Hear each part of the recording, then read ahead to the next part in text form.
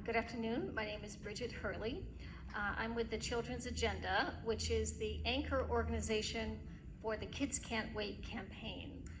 The Kids Can't Wait campaign is a statewide coalition of parents, healthcare providers, advocates, and grandparents and community members who are deeply concerned about young children with developmental delays and disabilities.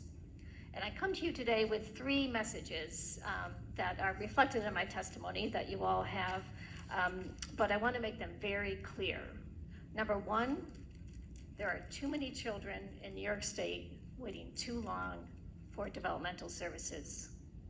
Number two, they are waiting because a history of inadequate reimbursement rates has caused a hemorrhage of providers from the field. And number three is that you already have a partial solution to this crisis with the Covered Lives Amendment, as Stephen mentioned. New York State is routinely failing to comply with requirements of the federal IDEA legislation, and in doing so is losing the chance to intervene when brain development is most adaptive. In a child's early years, more than 1 million neural connections are made every second. So imagine the impact this has on an infant who needs services and needs to wait months. Kids Can't Wait was in Albany a few weeks ago, and we met with some of you I know. You might have met Lynn. Lynn has a 2-year-old son named Timothy, who has been waiting for speech therapy services for over a year. So half of his life, he's been waiting for services that he was evaluated for and was determined appropriate for his development.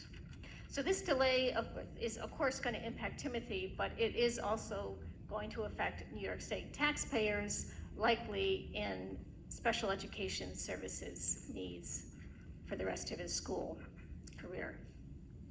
So Timothy and his family are not alone.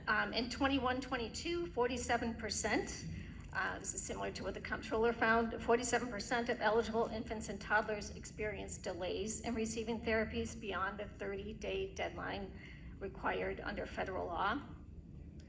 From 2017 to 2021, there was a 27% drop in the percentage of children receiving services on time. In addition to delays, we're also concerned about the number of families that are now being limited to telehealth-only service delivery, regardless of whether or not that's best for the child. For these reasons, the Children's Agenda is making the recommendations that are in my testimony. An 11% increase in reimbursement rates and enhancements for in-person delivery. Thank you all.